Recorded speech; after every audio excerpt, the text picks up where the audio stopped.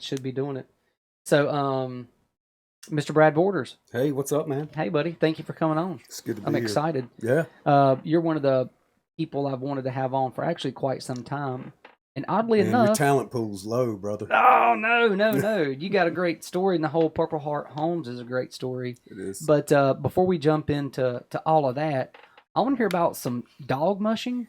Is that what it's called? Yeah, so my job at Purple Heart Homes takes me all over the country. I'm the vice president of chapter development, so we take our flag and we plant it in different communities all over the country. And so my task over the next decade, or until I retire or die, is to plant 200 Purple Heart Homes chapters across the country. And so we got a couple started in Alaska, and so back in November, well, actually in September, we went up to Alaska and built a ramp for a veteran up there in Fairbanks, which is 100 miles south of the Arctic Circle.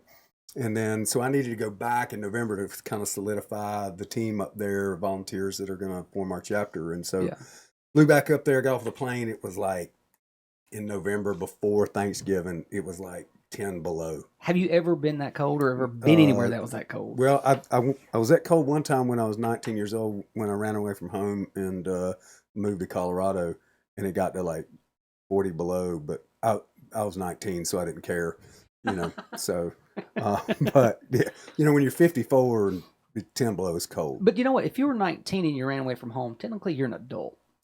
Yeah, technically. Legally. Age-wise. Right, maturity-wise. Yeah, maturity-wise, I was probably about 5, so. I might still be there. But anyhow, so it was really cool. We met this guy out there, veteran we built a ramp for. His best friend is a guy named Tony Angelo, and Tony is a retired Army guy. He was a helicopter pilot for 30 years. Retired out of Fort Wainwright up in Fairbanks, and just decided to stay. And so when retired guys, they figure out I got to do something with my life. I was a cool guy and flying helicopter missions in Afghanistan, and he decided to take up dog mushing, right? And so he got all these Siberian Huskies and just learned how to do it by watching YouTube and like asking people and trying to figure it out, and ended up like becoming a guy that like does these 300-400 mile Iditarod type races all over Alaska, right? And so it's like they go out in January. He's out right now. Like it's February 18th. He's out doing a thing right now. It's 40 below. Tonight he'll sleep with his dogs out in the middle of nowhere in the Yukon. I mean, it's just nuts, right? And so I got up there and we had our meeting. He was like, man, we got to get you out, running the dogs. And I was like, it's awesome. Let's do it. And so I didn't know what this was going to be like at all, because I had never dog mushed before. And he's got this sled, and so I'm a big dude. I'm 6'1", 195 pounds. Yeah. And so he puts me in the sled and zips me up in it like a burrito. Like I'm like the filling of the burrito. And so he tells me, he says, look, it's like the dogs, you have to chain them down, like chain the sled to a truck, because they're yapping and barking and ready to go. Because they're ready. They're going to leave. You're not in command of them, really. I mean, they do there's voice commands and stuff, but if you don't chain them down, they're going to be gone. So I'm sitting in the sled and they're barking and yapping. I can feel the sled pulling. And then he gets on the back of it and he goes, are you ready? And these dogs are just going crazy, man. They're just yapping. And he says, all right, here we go. And he turns loose. And as soon as he turns it loose, them dogs, they don't say a thing. They're just running like 20 miles an hour. I mean, it's just, and everything gets real quiet. You know how like the snow is like, it's like in a studio. It's like, how we got on in your studio, you got all the stuff on the walls to keep the sound down. Yeah. Snow muffles, the sound, and you hear all you hear is the sled and the dogs and the wind, and it was a unique experience. I never experienced anything like that. Were you lying flat or were you sitting up? No, I'm sitting up. You're sitting up. Yeah, okay. I'm sitting up. I'm just a passenger in this thing, man. So, do they know where they're going? Yeah, so they're running a route that they run all the time. Okay. And so you ever did? I don't know, man. I grew up. My dad used to say this thing. when I was growing up, people would go, son, that didn't G haul with me, right? I don't know if you ever heard that term, G haul, right? Mm-mm. Well, G and haul are the commands that you give sled dogs. G means left and haul means right. Right. Really? And so there's no reins. He doesn't have any kind of controls. It's all voice commands. So you're coming up to a place where the road tees and Yeah. you can go either right or left. He'll go G, and the dogs will they go left. It's just That is. it's remarkable. It is absolutely And remarkable. what type of dogs are these? Siberian Huskies. Siberian So Huskies. yeah, and I learned a lot about dogs while I was up there. So you have Alaskan Huskies, Mm-hmm. which are kind of hybrid dogs that are not purebreds. They've been bred with other types of huskies like Siberians and some other kind of mangy whatever, right? But the Alaskan Husky was designed for speed. Siberians are big like diesels, right? If you think about Alaskans are like Ferraris, Okay. and Siberians are like a big F-350. I gotcha. They're not as fast, but they can go forever Mm-hmm. and they don't get tired. And so there's some really cool. There's some Call of the Wild's coming out this Friday. The movie That's the from the Harrison book. Ford? Yeah, Jack London's book from Yeah. from years ago. They made it. It's probably the third or fourth time it's been made into a movie, but Harrison Ford's in it, and so that movie's about sled dogs and it'd be really cool. There's another really cool movie. I think it's on maybe Apple, one of the new streaming services, either Apple or Disney. I can't remember which one, but it's called Togo, which has got William Defoe in it. It's a Yes. true story about a guy who there was an outbreak of some kind of horrible disease in Nome, Alaska, Mm-hmm. and they did not have medicine, and the kids all got it. There were hundreds of kids that were all in danger of dying. This was in the early 1900s, maybe 1915 or 1920, and so this guy, he got on his sled with his dogs, and he carried this medicine through one of the worst storms ever in Alaska history, 300 miles through cross mountain ranges, and he almost died. But anyhow, the lead dog of his team was named Togo, Okay. it's a true story. I mean, the movie's kind of sensationalized, but man, it's an awesome story about sled dogs. These are different kind of people that live up there. You got to be you got to be I tough. was gonna say, don't you think Yeah. Alaskans have to be like some of the toughest Americans? Yeah, I they mean, are. They're real. I mean, they're tough, and those guys that work up on the North Slope, up in like in Prudhoe Bay, and working in the oil fields when it's 60 below, the wind's blowing 40 miles an hour, and they're out changing tractor tires, working in the oil fields, and they work up there for 3-4 months at a time. They make a lot of money, but man, it'll shorten your lifespan oh, for sure. 100%. Like, can Yeah, you imagine the yeah, stress level and the burnout rate of that? You think yeah. three It's to four incredible. months, but I mean, it is, the intensity of that has to be at a 10 Oh every day yeah, yeah. for Yeah. 120 to 160 Yeah, and days you or got to whatever have it your head is. on swivel Oh, you too. I have mean, to. because it's dangerous work. People die up there, and you can die in a hurry. So You know, the next time anyone listening, you're sitting in your cubicle drinking your right, coffee and you're right. like, today is just terrible. Yeah, Nope. chai There's a latte. your chai latte. Can I get that double whip, no fat, light That's cream, right. blah, blah. Just think there's some dude 40 below changing Hmm. a truck tire Yep. in next to Santa in the North Pole. Oh yeah, yeah. Oh, by the way, there's a town called North Pole, Alaska. No. Yeah, so it's about 8 to 10 miles south of Fairbanks, called North Pole, Alaska. It was originally started back. So Santa Claus, came about through Coca-Cola's marketing campaign back in the 20s and 30s, right? Brad, let me go ahead and clarify something for you Right. here real quick. Assume that I know nothing because I don't. I Okay. don't know anything. All So right. when you look at me, you go, no, I So don't know the anything. Santa Claus that we know, right? Yep. Saint Nick was a real guy, right? Mhm. The Santa Claus that we know, the jolly guy with red suit, right, was Yep. was really a marketing campaign by Coca-Cola back in the 20s and 30s, right? And Geniuses. so anyhow, the people, the legend that Santa lives at the North Pole, so they created, they put a post office out in the middle of nowhere, and they called it North Pole. Right. And then like a town grew up around it. And so you go to the North Pole and they have a place called Santa's house there. And like literally Santa Claus is there every day with Mrs. Claus. and it's just a big. It's Christmas, 365 days a year there, and it's all Christmas stuff all the time. Every street in North Pole is named after some kind of Christmassy thing, like Saint Nick Way and Rudolph Way and Donner Lane, and it's incredible. And they have their Christmas decorations up year round. And so when I was up there, me and my wife Tammy, we went and I went and sat on Santa's lap. It was awesome. As well, you And so should did have. yeah, and so did she. So and we got our picture made with him. It was fantastic. I don't know how hard it would be to get there, but some friends of mine, Kelly and Phil, she is eat up with Christmas. Oh yeah, she watches Hallmark movies. All yeah, Yeah, yeah. like my wife does too. My wife was watching one tonight. She records them and watches them in like July Christmas movies. all the I time. don't get it. I Whatever. you know, Each their own. she's got like she'll decorate for Christmas, and then after New Year's Day or some time after that, she holds on. Right, Yep. she holds on. She don't like to tear it all down, but we have a section of our house right beside the fireplace that stays Christmas year round.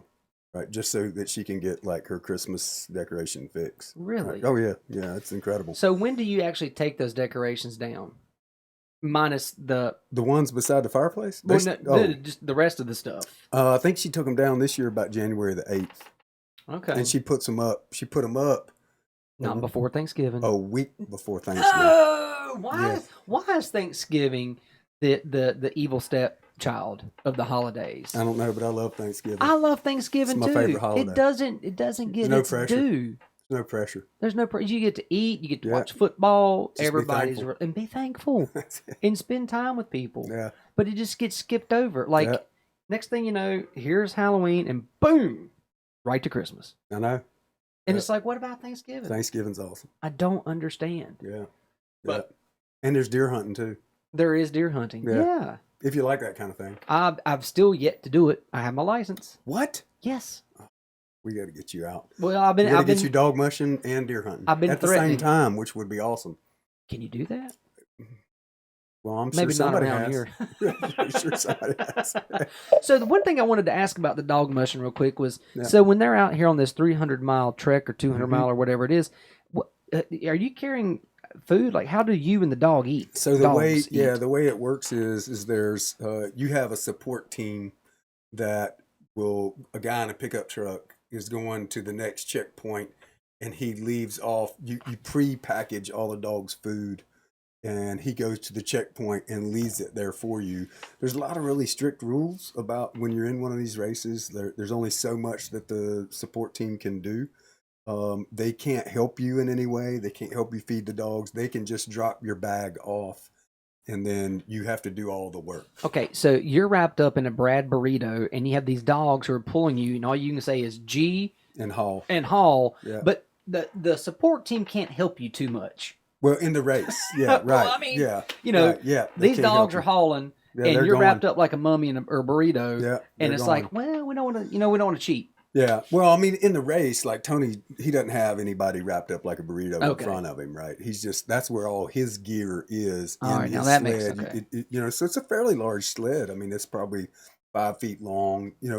Just imagine a big backpack on skids. Okay. right, and that's what it kind of looks like. All right. Except for it's real high tech, it's made out of titanium, like super light, and When, yeah, everything. So, it's incredible. I mean, what he told me some stories about, being out where he almost died. And I mean, it's just, when it got to, I said, what's the coldest you ever been? He said, 54 below.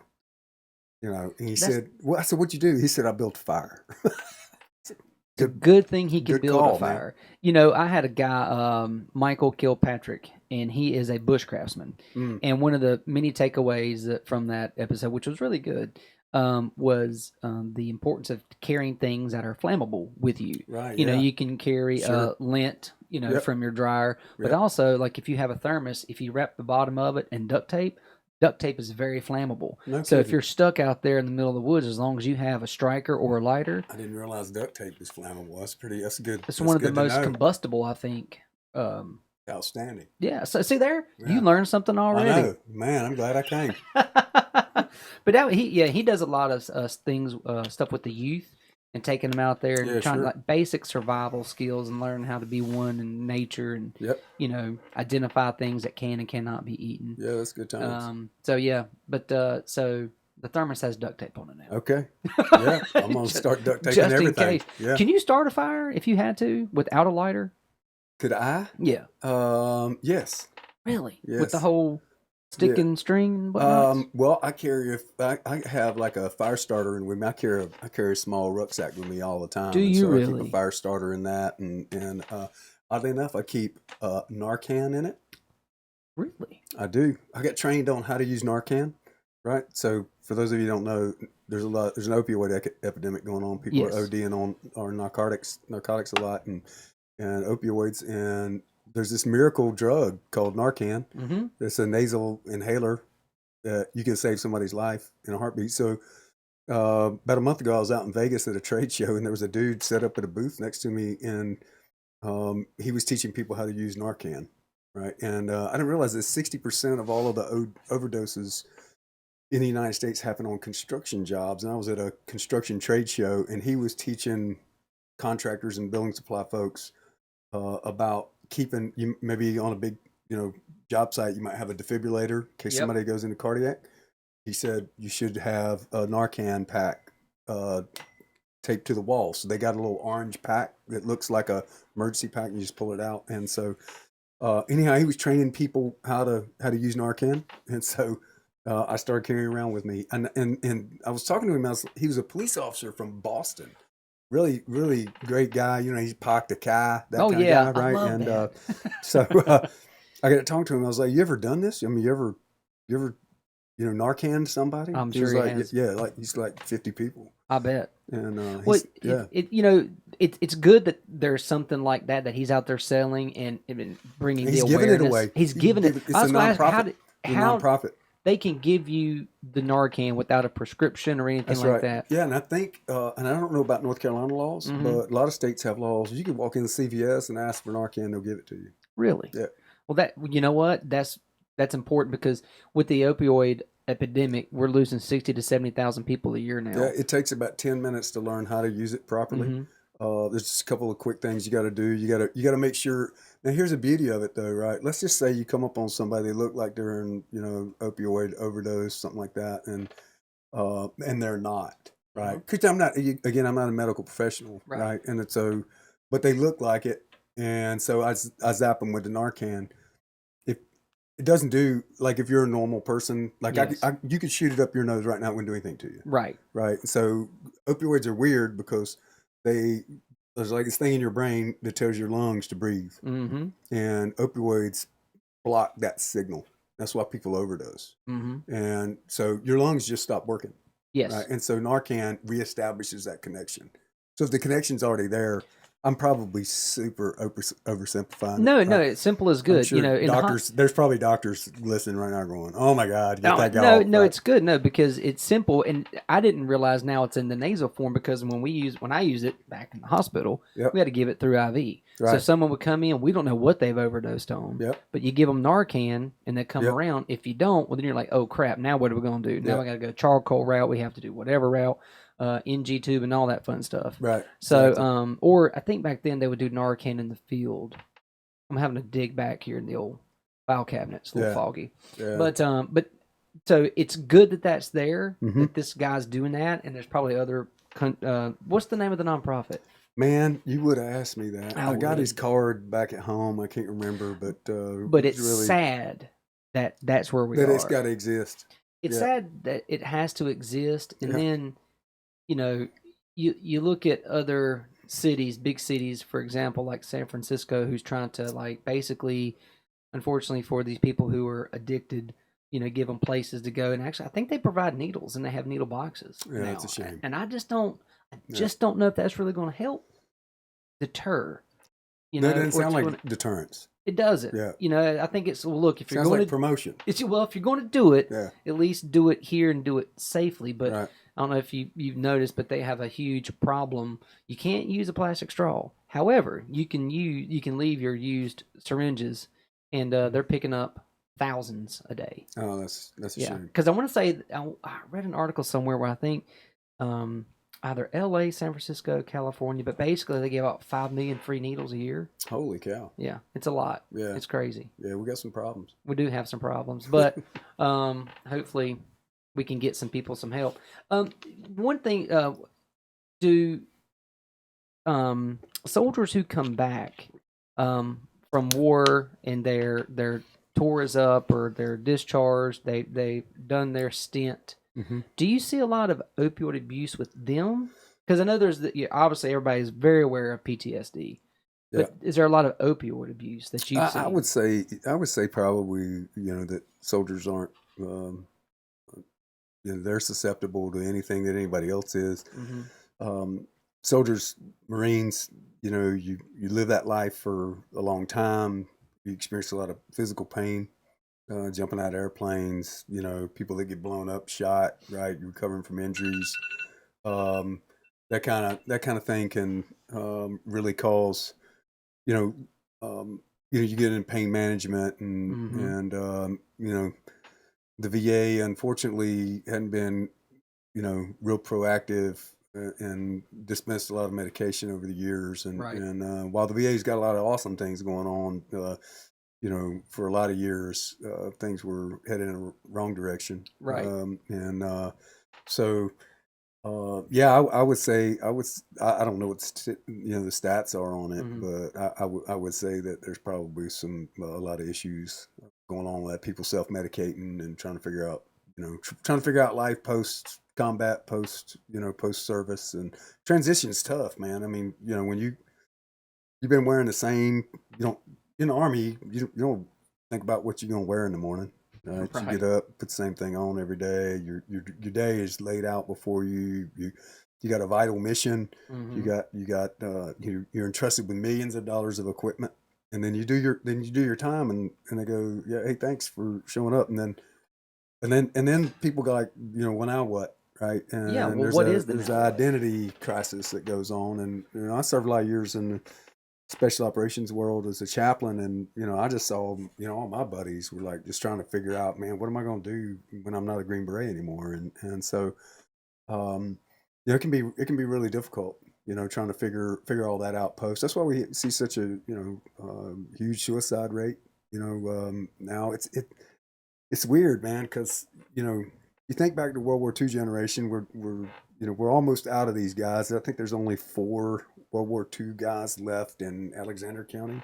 Wow. A county right next to us, and these folks are coming to the end of their lives, and they're 90s now, and what was different about their generation that is did they have the same issues where suicide, we weren't tracking suicide rates back in Hmm. the 40s and 50s, and but we do know something about the World War II generation that they did right. They came home and they built America into the engine that it is now, Yep. and they raised good families, and they gave us the 50s, and then their kids went off and went to Vietnam, and then the Vietnam generation's kids went to the Gulf War and to Iraq and Afghanistan, and so it's kind of unique about the World War II generation because when I was in Iraq, I was there one day, and mortar rounds are coming in, and there's stuff going on, and then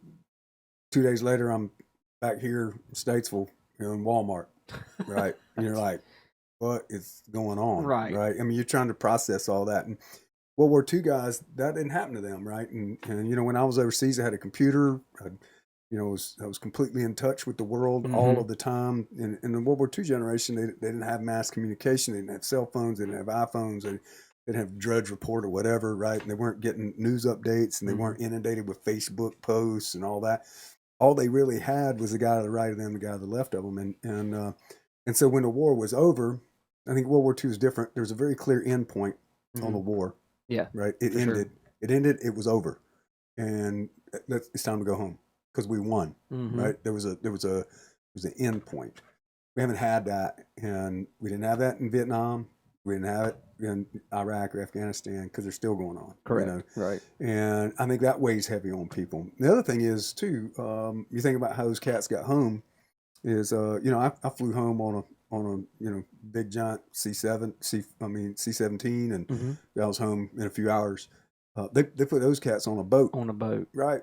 For like 30 days. These dudes are just sitting on a boat, right, hanging out with each other, probably fighting with one another and Probably. laughing and remembering their buddies and processing what happened to them. And so, really, in those 30 days, they got more therapy, right? They got peer therapy for 30 days, right? Hours and hours a day. And then a lot of them, they get off the boats. They didn't need no more processing. They got to decompress. I'm gonna go back to my farm or my building business or whatever it is I do, or I'm gonna start my business, or Mm-hmm. I'm gonna do whatever. And it didn't take away the things that they experienced. A lot of folks that had grandparents that served in World War II. They'll talk about how they didn't talk about it, and Right. maybe that wasn't healthy, but something right happened with that generation. And so, how do you recapture that? I think one of the ways we do that is by making sure veterans have community to be a part of, Mm-hmm. and not isolate themselves, because death happens in isolation.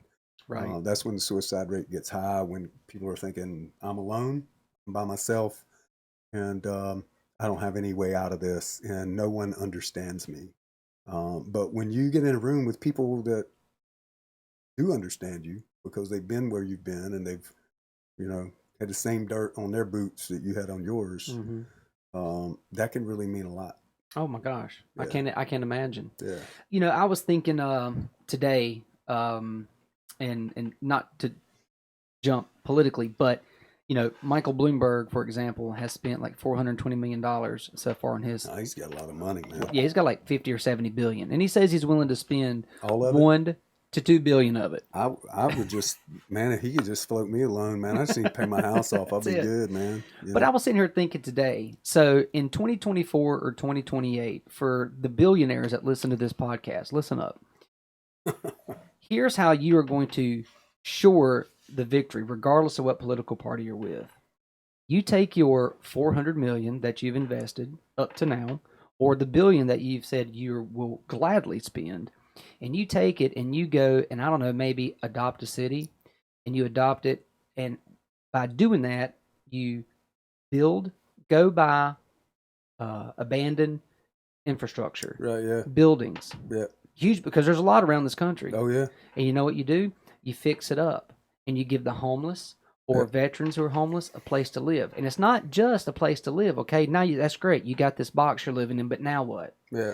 You provide them with the mental health services that they need, counseling that they need, Sure. and you actually start you, Mr. Billionaire, a company where these guys go and work, so they have a community or something to help them with. Yeah. Now you can go run for president and say, not only am I super rich and super smart, smarter than all of you, Right. but look what I've done. I have helped hundreds or thousands of homeless men and women, and possibly even veterans too. I've done it and I've seen it. I didn't just say it. Well, when I make my 10 billion, I'm gonna do that. I make that promise to you right now. And you'll win, and you'll run for president. Who's Well, going I to vote won't. against it? I won't run for president. But think about this, though. There's too many skeletons. Well, Yeah. just deny it. But but think about that. I mean, who's going to say, yeah, but he's really not a good guy? Right. What's he really doing? Yeah. But put your money where your mouth is. Yeah. Is it not a bit grotesque, though, the amount of money that's spent on political ads and to run a campaign? But that money is not helping anything. That money could help people. Yeah, every Tuesday morning I go down to a Bible study down at Fifth Street Ministries. And, it's a pretty cool experience.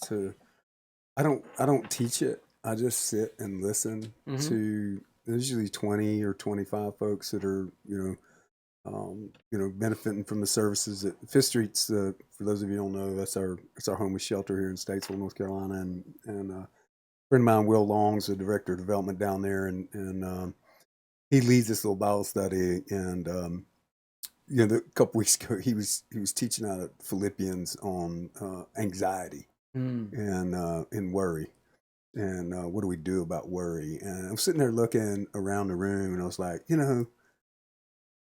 people who are housing insecure probably worry a lot, right? There's probably a great deal of worry going on, and then you just couple that with all the other things that they got going on in their life, and whatever it is, they may, yeah, granted, they probably made some bad choices in life and probably took a road they didn't want, but they're there, right? Mm-hmm. They're there. They're humans. They're made in God's image. They're needy, and they feel like they don't have a voice anymore, and so I think as a Christian, I think that Jesus is calling us to go to the place where their people are downtrodden and like get into their lives, Mm-hmm. right? Like find out their names, right? And it's funny. I ran into a guy. I recognized him. He's a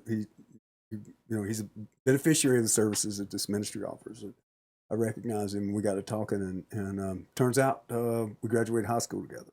Get out of here. Yeah, and so and I just remember him from high school, man. I remember how he was a smart guy, man, and I don't. We just reconnected in the last couple of weeks, and I want to find out. I mean, what happened, man? Mm-hmm. But man, it'll really, and then you start thinking, it was like, well, how far away am I, or was I, from ending up in the same place? One tiny, Yeah, tiny step. one bad decision. One bad decision. Yeah, one bad decision could have been me, Yep. and so it'll change the way you look at people.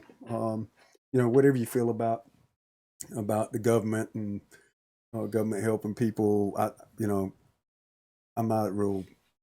I vote every Yep. time, but I don't get real political. But so I kind of do take it more personal, and in my life, I was just like, well, I'm gonna make a difference, right? Right. That I'll make a difference in my little bitty sphere of influence, right? I don't have a big sphere of influence, but I got a little one, and I make a difference there. I think that goes back to your point about the World War II generation. Yeah, They took it upon themselves to help their brother, their sister, their sure. neighbor, Yeah, their community, their church. yeah, And I think now more people are like, well, there's services for that. yeah. Right. There's an organization that helps that. Yeah, yeah, We can keep going. yeah, yeah, And I think a lot of people have lost the sense of community. yeah. I agree with that. I agree. Well, I think churches have created, in a lot of ways, have created commuters rather than community. So that I stole that from a guy, so I can't claim that quote, but I thought it was really good. But yeah, I think we need to get back to community. I think all the things that I'm involved in revolve around community. All the stuff I'm involved in, whether it's Purple Heart Homes or helping veterans recover from trauma in combat, or first responders recover from trauma on their jobs, or So how is it that you do those two things, the the trauma and the first responders?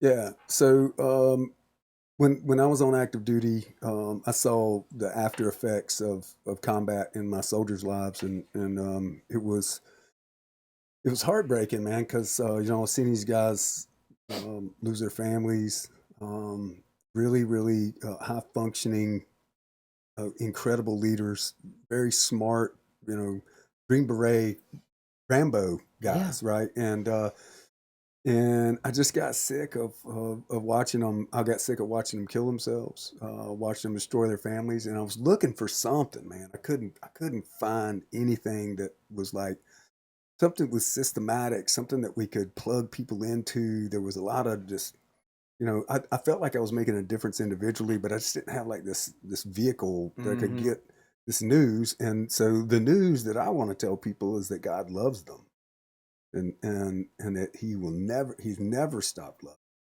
and he's always been there, no matter. And he was in there through the big pain points of your life, and there's a purpose in your pain and all of that, right? But I just didn't have a vehicle for it. And a friend of mine, like, that I deployed to Iraq with, sent me a Facebook message one day and said, "Hey man, you need to check this out." And he sent me this website called Reboot Combat Recovery. And so I just clicked on it and started looking around. It was the first kind of faith-based approach to combat recovery that I'd ever seen. And they were really kind of just getting started. This was probably 6 years ago, 2014. And so I got in touch with a guy that founded this thing. It's a really cool story. Him and his wife were not military people. She was an occupational therapist at a traumatic brain injury clinic up at Fort Campbell, Kentucky. And he was a country and Western singer songwriter in Nashville, right? So they didn't have Right. any right, and so but she was working as an occupational therapist, and so she kept seeing these guys come in, and she noticed not only they have these injuries from warfare, but there's something else going on inside of them, and so she came up with this radical idea to invite these men and their wives over to her house with her and her husband for dinner. It's radical, right? Radical, out of the box. Let's actually get together and have a meal. So they started doing that. It generated conversation. They started bringing up some stuff. They were Christians and started bringing up some stuff from the Bible about what God thinks about things. What's the reason? Why did all this stuff happen to me? All the why questions, right? That Mm-hmm. came up. And after they started doing it every week, and after 6 or 8 weeks, some of these dudes that were suicidal didn't want to kill themselves anymore. And because they had been connected into a community, they came to understand that there was purpose in their pain, that Yeah. God was with them through that event, whether they lost someone or they got injured or whatever.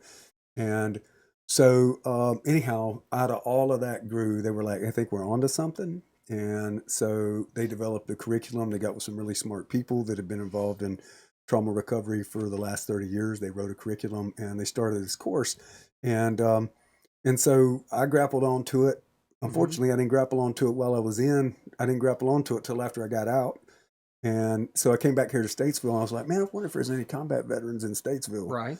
So I didn't know, right? Because I hadn't been here in 10 years. And I went down to VA services. Brad Stroud's a veteran service officer. And I was like, hey, man, how many veterans are in Iredell County? He said 22,135. Whoa, that's a Never real forget. number. That's a real number, right? In Iredell County. That's half the county. Well, feels like it, right? They're everywhere. And I was like, man, there's got to be a combat veteran or two. What I found out was a whole bunch of them. And so we started this class, and 3 veterans came to it, and it was a miracle. It was absolutely miraculous what happened. And so we kept running it, and more veterans started showing up. And then the folks at Reboot called me, and they were like, hey, we got this new course we're doing for first responders because we feel like they're having their suicide rates are just as high or higher Yeah. than the military. Last year, more police officers killed themselves by suicide than were lost in the line of duty. Same thing on the firefighter side, right? And so, and we've not been insulated from that here in our little town too. We lost a retired firefighter to suicide last summer, and so the first responder class, we had 28 people showed up, and I mean they're coming out of the woodwork, and so we've been running that class for 3 years now, and we've seen over 125, 130 people come through the class. Now we've got a huge team of volunteers of people that have been through the class, both veterans and first responders, that now welcome these new folks in.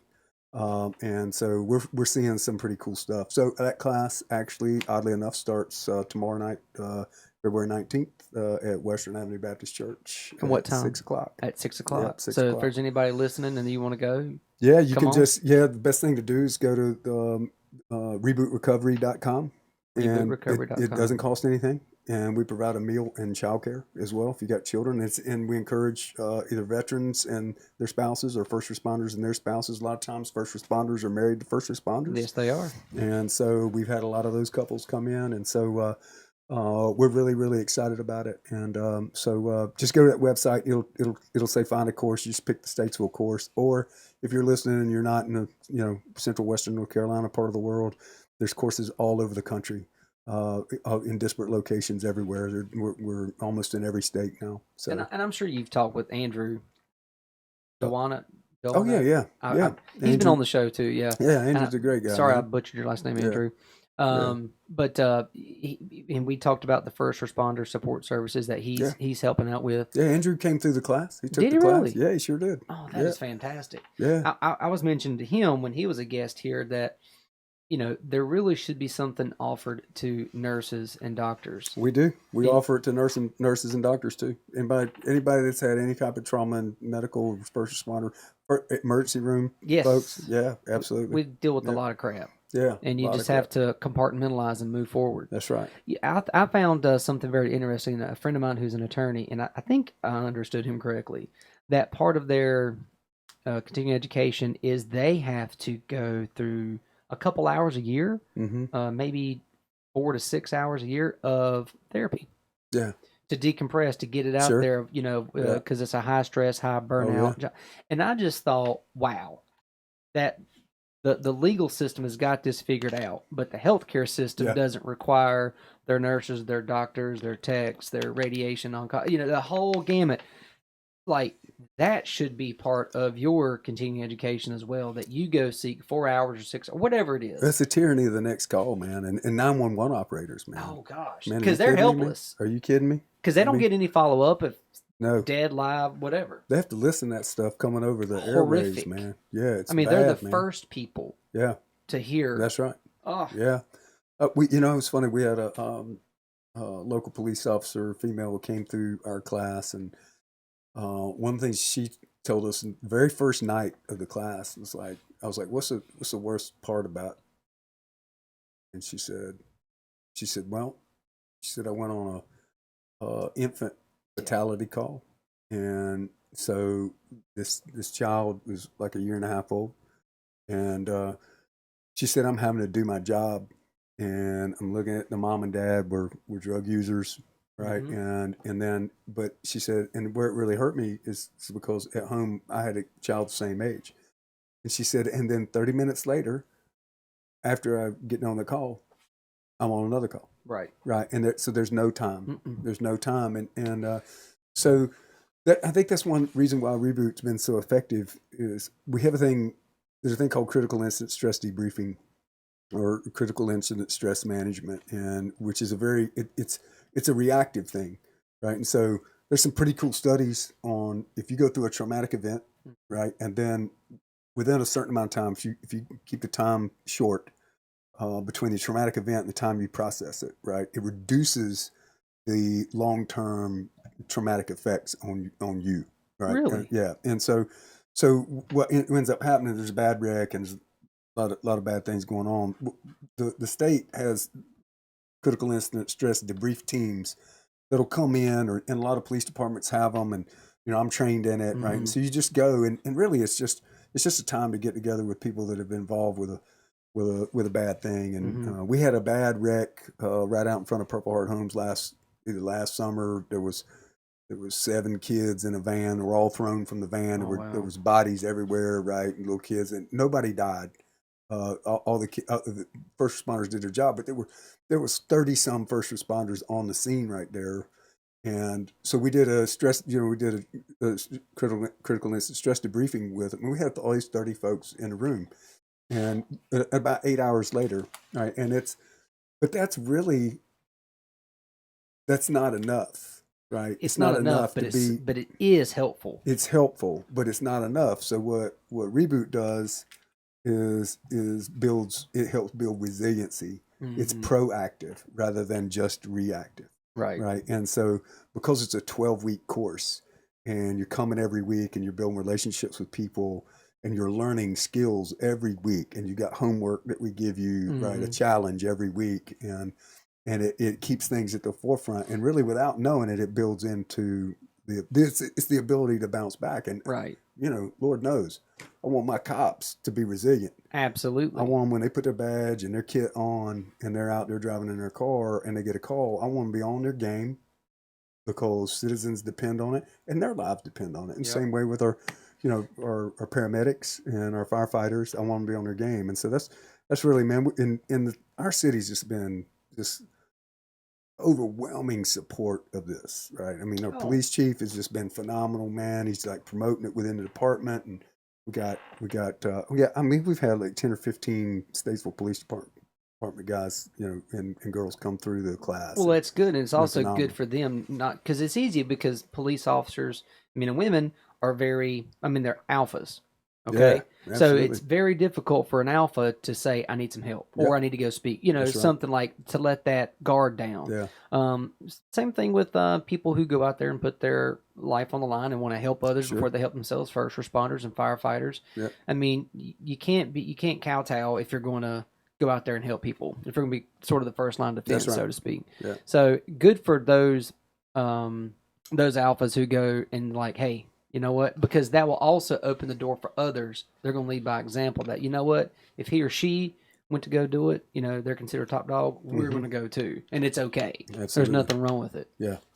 Yeah. I did not know that, and I'm hoping that some of the listeners um, go and they take advantage of it. Yeah. Well, You know, we've got 10 or 12 coming for each of our classes starting tomorrow night, and we're super excited about it. I got a female veteran leading my class, my combat class with me, and then we've got Statesville police officer and a 40-year paramedic here in Idaho County leading the first responder class. So we're pretty excited about that. So really, it's going to be great.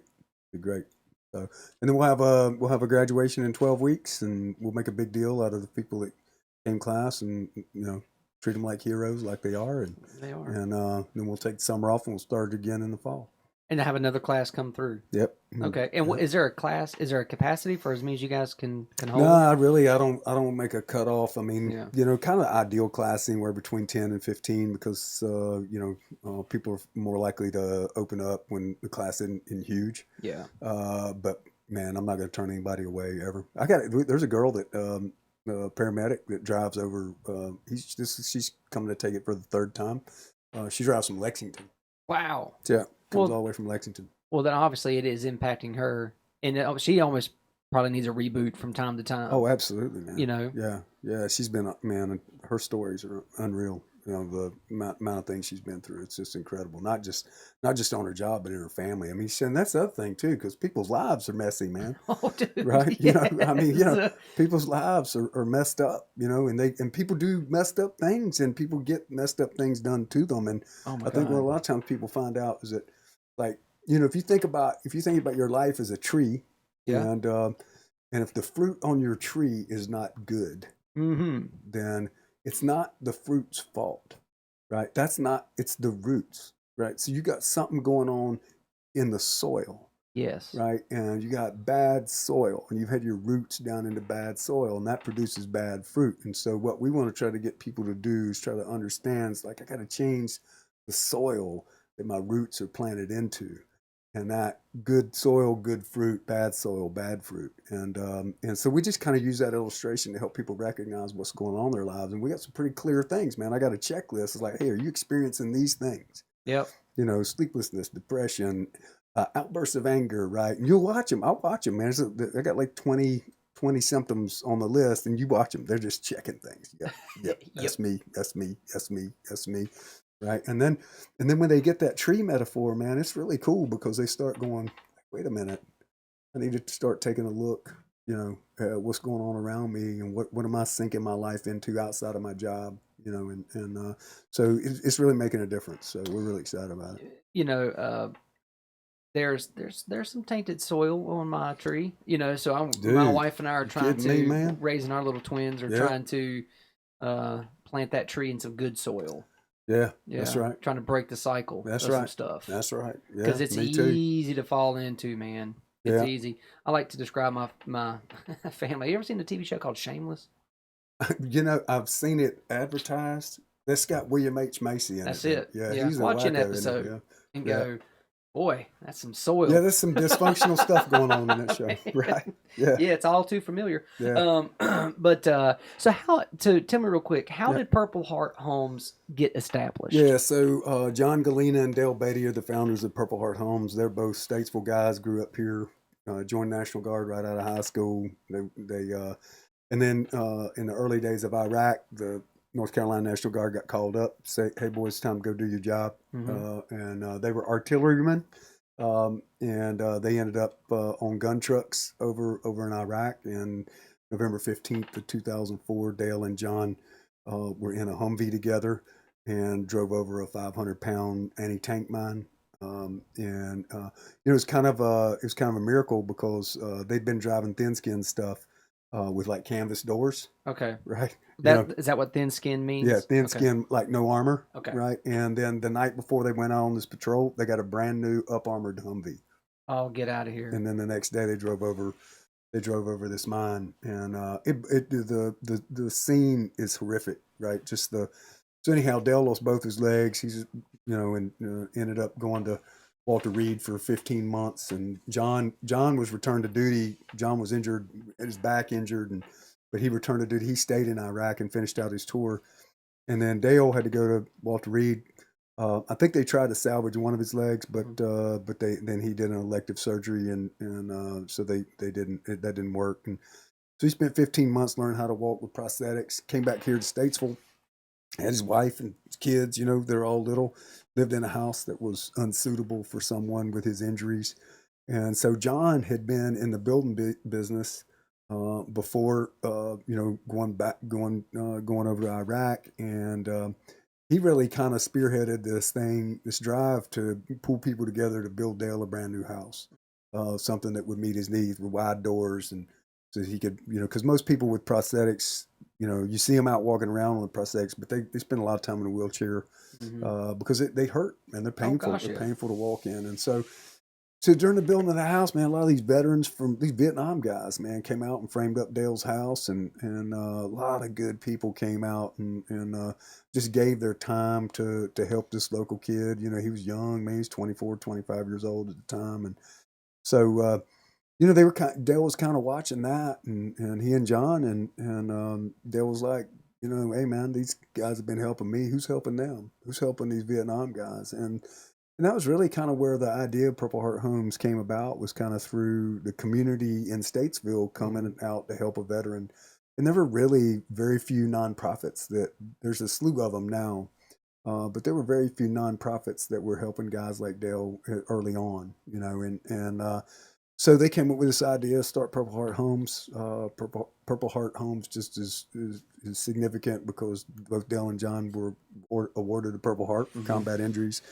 And it was established in 2008, but really the first project didn't happen until like 2010. But the first project was a Vietnam veteran here in town that needed a handicap ramp, Yeah. and so that was the very first project. I think, it was a little less than 10 years ago. And so I think as of yesterday, we've served 565 veterans across the country now. Get out of here. And so gone from just a little local thing to working, I don't know, 35 or 40 states, and to include Alaska, right? And mush dogs, so it's been pretty cool to see the growth. And so I think our vision is, John and Dale's vision is that Purple Heart Homes will become the gold standard of helping veterans with critical home repair. Yeah. So 95% of what we do is safety and accessibility renovations, and 80% of our clientele are Vietnam era and older. So you don't necessarily build an entire house. You may make renovations to an Yeah, existing structure. we do. Yeah, we to the homes that veterans own. Okay. Right. So you buy your house, you're 40 years old, everything is awesome, right? And you've been living there now for 35 years, and your house is and now you're in a wheelchair because you got Agent Orange on you when you was over in Vietnam, and you've lost a leg because you got diabetes from Agent Orange. Now you got Parkinson's too, and now your house is, instead of becoming a place of sanctuary, a place of peace and place of harmony, now it's another source of anxiety for you. So now not only are you recovering from your trauma that you experienced when you were 19 years old in 1968, but now your house is a source of trauma too, because you can't get in and out of it, or it's falling apart. And that's where we come in and help mitigate that. Dude, the way you just described that about someone being in their home, almost like a prisoner because Oh, of what, absolutely. I have not thought about it, and I bet a lot of people haven't thought about it that way. That cat we built that ramp for in Fairbanks. So he's a unique individual. He was a helicopter pilot too, and he retired when he was 50. When he was 53 or 52, had a massive stroke and put him in a wheelchair for the rest of his life. And he could not. His wife had to get him in and out of his house. He could not get in and out of his house. And we finished that deck. We partnered with the Home Depot store up there. They had all these volunteers. A lot of local veterans came out to help. Woody and Wilcox from radio show down in Charlotte. They flew up there with us. Get out of here. Yeah, they actually worked. Right, they actually screwed some screws and did some things. It was pretty awesome, man. And but when that cat was coming down that ramp for the first time, he hollered out, "I'm free! I'm free!" Yeah, it was fantastic, man. Dude, I mean, I don't know how people even man, tear up. It'll wear you out, man. God. It'll wear you out, right? And so but that happens on a daily basis, the problem is that we got the capacity to help veterans, but we don't have the capacity to help all of them. Right. I mean, we got 1,000 applications in. 1,000. 1,000. We that's why we got to plant chapters, man. That's why we So, got yeah. the reason you can't reach all of them, the 1,000, is it because of resources or is it because of All of the above. all the Yeah, above? it's money, right? I mean, Mm. cash is king, right? And ramps and doors and roofs and floor systems and mold remediation and that kind. I mean, you're talking about the gamut of safety and accessibility, right? So So, what's the average home cost for you guys to go upfit? our average cost per project is about $10,000 to $12,000. Okay. Right, that's our average cost. Okay. Right, we can build a ramp for around between 3 and 5,000, depending on the Hmm. length of it. Yeah. We just built a ramp here in Statesville. There's a cool program with EMS, Hmm. and so folks that call 911 a lot. Christy Smyer, Jody Oh yeah. Smyer's wife, she is heading up this program where they're proactively visiting people that call 911 a lot and going and checking on them. Right, it's a really cool program. Smart. When how she called me and she said, "Hey, I met a veteran that needs a ramp," and we went out to visit this guy, and he if his he lived in a single wide trailer, about a 1975 model. His wife weighed about a buck 15. Hmm. He weighed 270 in a wheelchair, got spinal stenosis, can't feel his legs. He can't move. And if that thing would have caught fire, Oh, he's done. you got 2 minutes, Yeah. right? And they didn't have a ramp. They just had stairs going in and out. She was having to call 911 To get him in and out. to get him into the car. She'd Yeah. call Cool Springs Fire Department. All them boys from Cool Springs, Jonathan Teague, and all them cats, they'd go out there and pick him up and put him in a car so she could go to the doctor. So we went Hmm. out and bid him a ramp on the front and the back of his house so that he can get out. Now, if that house catches fire, he'll be able to get out. And now they don't have to call 911 no more. And those resources are now freed up so that they can actually, they can go fight somebody's fire, No, which yeah, is for sure. which is critical. In the emergency department, and you hate to say that falls under the abuse, but someone calling 911 for a non-emergency call, you Yeah, get an ambulance that's over here and a fire truck that's over here, that's right. but then across town, there's actually someone who's having a stroke or a heart attack, That's but they right. can't get there because That's this right. gentleman here It's can't get out of his resources, house. right? It's Yeah. resources. And so that's And just it being good. happens way more than people are aware It's of. just being good stewards in your community, and that's why that program that Christy and them are running is so awesome,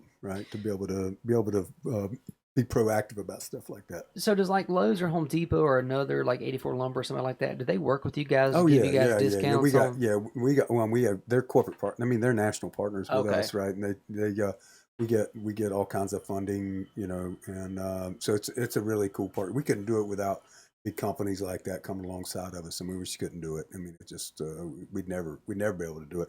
But we get a lot of like we have what's called a Hearts of Honor Club where Hmm. like little old ladies will donate $10 a month, Yeah. right? And we started that program about 3 years ago, and that's been just awesome just to see the outpouring of support at the $10 level. Because really, where you want to be in the nonprofit world is you don't want all your eggs in one basket, right? Because Hmm. what happens if like the big grant like shuts down, Right. right? And the big grant shuts down, and all your eggs are in that basket, then you shut down. But if you got 10,000 people that are giving $10 a month across the country, Right. right? Then if one of those folks is like, look, I can't give my $10 anymore, that's okay. Sure. Come back when you can. Yeah. We'll still be here because there's other people who's going to pick up the slack. And so really that's where we want to be is that our donor base would be a whole bunch. Many Hmm. hands make little work. That's right. That's Right. right. You So know, if people want to donate or become the, what did you call it again? Hearts of Honor Club. Hearts of Honor Club, Yep. how can they do that? So they just go to our website, phhusa.org. .org. Yep, Okay. .org. Yeah, you can go there, and there's all kinds of ways to give on there. So yeah, we got you can do a one-time gift, or Hmm. you can sign up to volunteer, depending on where you're at. We're looking for tradespeople, carpenters, electricians, plumbers, Yeah. that kind of thing. That say, look, man, I'll my business is good, and man, I'll be glad to donate a job to you guys. Right? I'll do an electrical job for you, or I'll do a plumbing job for you, or I'll frame up something for you. Right. So we got some really cool contractors that work with us and all across the country that we're very thankful for. So, how many renovations do you guys do in Iredell County a year? Oh my goodness. Um, we always got something going on in Iredell County. I Good. mean, there's I just had another ramp request come in. We're going to do a ramp over in Alexander County for one of the four remaining World War II veterans over That's there. cool. Guy that he was in the Navy in World War II. He's awesome. And so we're going to fix his house up. But yeah, we get a lot of, because we were founded here, and people know us and our facilities here. We get a lot of applications from the Statesville area. So, other than like Woody and Wilcox, how do you guys get the message out nationally? Um, well, primarily we do it through. We're on John Boy and Billy, so we just recorded with John Boy and Billy today, Really? and so that'll air probably, I don't know, later in the week. We recorded a segment for them, and, Well, I know and this is a step down from the John Boy and well, Billy I show, wasn't there. I've but been on. I've been on John Boy and Billy before, and it's actually pretty cool. oh, well, I Because can so I imagine. grew up listening to John So Boy did and I Billy. on the way to school in the I was morning. sort of starstruck when I met him. And I tell you though, Woody and Wilcox had really become really good friends of ours. Hmm. They're just straight up good guys, man. And John Boy and Billy are just, they're pros, man. I mean, they're just absolute pros. They're professionals they get, and they really they appreciate our mission. And then, but they're John Boy and Billy, man, and they're doing their thing, and we Hmm. appreciate what they've done for us. So Woody and Wilcox are kind of like, hey, you want to hang out later? Right? Right. They're like, yeah, man, let's hang out. Down to earth So dudes. yeah, they are. Yeah, and it's not the John Boy and Billy, aren't they? Right. Are they are? They're funny. They're hilarious. They're just busy. They're just busy guys, right? And so Woody and Wilcox, we've become really good friends with them, and so it's been fun. We get the word out nationally. We do a lot of social media, Facebook and the Twitters and Instagrams and all that, and then we have a newsletter that we put out, right? So everybody that contacts us, if you want a newsletter, you can sign up to be on our newsletter and email, all of that, and we do some radio spots here and there, but we also utilize local TV media as well. Um, John and Dale, I guess probably the biggest thing ever happened was John and Dale were on the cover of Time magazine in 2011. That is, I Um, forgot all about they that. had a cover called The Next Greatest Generation, and so John and Dale were on the cover with three or four other veterans that were doing cool stuff around the Hmm. country, and so that was pretty neat. And so that was, I guess, that was a huge shot in the arm for us, as far as getting to the next level. Hmm. And so we really kind of want to set things up to where Purple Heart Homes is around, long after we're gone and Absolutely. retired, and gone to the house, sitting in a rocking chair. Which man, that'd be great if that was next year, but unfortunately, I got some more work left to do. So, are there other nonprofit organizations doing what you guys are doing? Just they're not Yeah, called something different. that's a really good question. There are Habitat for Humanity has a really unique program called Veterans Build. Hmm. They do some critical home repair for veterans in a lot of different communities, and they help a lot of veterans. But Habitat really focuses on the housing issue as far as building new homes. That's kind of Right. their bread and butter.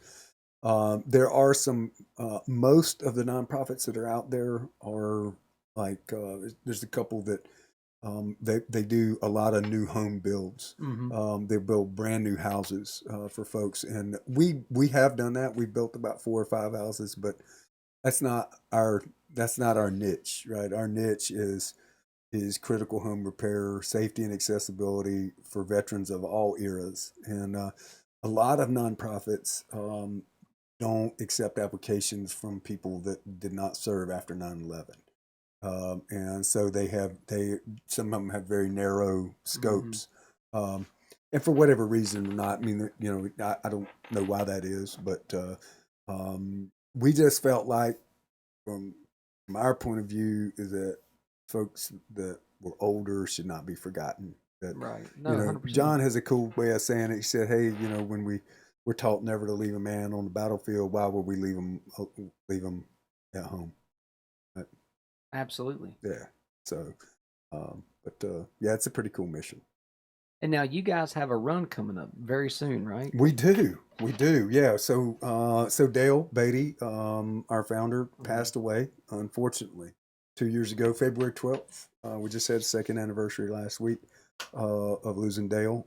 He died of pulmonary embolism related to his injuries that he sustained in Iraq. And so we're doing a 5K down in Cornelius, and it's going to be kind of cool. We got a bunch of guys from that area that are gonna show up and run with us. I'm actually going to run in this one. Hey, there I you am go. not a runner. I was built like a rhinoceros, and Yeah, but you used to wear that elliptical machine out at Olympic Health Club. I can wear an elliptical machine now. Now I'm more into bicycles and rowing machines and stuff. But it's going to be February the 29th, Okay. right? So the leap day, February the 29th, and it's going to be at 11 Lakes Brewing in Cornelius, North Carolina, and that is 10228 Bailey Road On in Bailey Road. Cornelius, North Carolina. So, and it'll start at 9 in the morning, but you can find more about that on our website as well. It's right there on the front page. And people can still sign up. Oh yeah. Okay. Yeah, you can sign up. It goes to a good cause, and you come out and have a lot of fun. I don't know if they'll be serving beer. I guess they probably will, since it's at a More brewery. than likely. Yeah, I would recommend not drinking beer before you run. I wouldn't. Yeah, maybe afterwards. Maybe after That's you can. pretty early in the morning to be tipping them back, but I bet somebody will. Somebody will. Somebody and if you will. have you ever watched people run a mile and then drink a beer and go run another mile? Well, and watch how many people puke. So we had the beer mile Yep. in downtown Statesville back in August at the downtown Criterium, and oddly enough, a young man I know very well won that thing.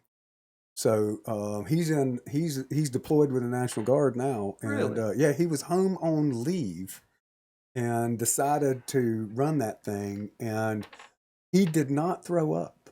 He did not. He ran the beer mile. He drank, I guess you drink 3 or 4 beers. You have to drink a beer every lap. Around the right. block. I think he did it in like 8 minutes and 40 seconds and drank 3 or 4 beers. Dude. That's pretty strong. Yeah, because you have to, you're chugging it. You have to stop and drink it. And it has to be empty. You have to show it to a judge that there's nothing left in it. I would puke. Well, they did. Yes, They did. And then the funny thing about that, there were all these people, they were running up towards the finish line, throwing up everywhere. And then the bike racers, there was the pro race that was happening right after that, and they were livid. They were like, this was the dumbest idea. You just put slimy, we won't go into detail. You know what? But no one thought of that. No, good point. First, second, and third order of effects. Good military planning, right? You always want to do mission analysis on things, right? He's like, if we do this and we give people 3 or 4 beers and make them run a mile, someone could throw up on the road where the bike racers are going to race. That could cause problems. So I'm sure this year there's been the adjustments made. I hope. One would hope. One would hope. Or they could just make it worse and make them drink 5 beers and make them throw up even more and just cause more controversy. Why not? Yeah. I mean, you got to have a little bit of controversy, right? Got to. Makes the world go round. It does. Well, Brad, man, thank you so much for coming in. You, I had a great time. Yeah, me too.